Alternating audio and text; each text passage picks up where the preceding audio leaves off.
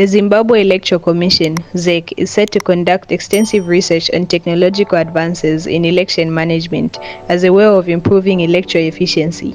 Welcome back to Zim News Live YTS, where we give you latest updates about what's transpiring in Zimbabwe. Before we go any further, don't forget to like, subscribe, and turn on the notification bell so that you don't miss any updates.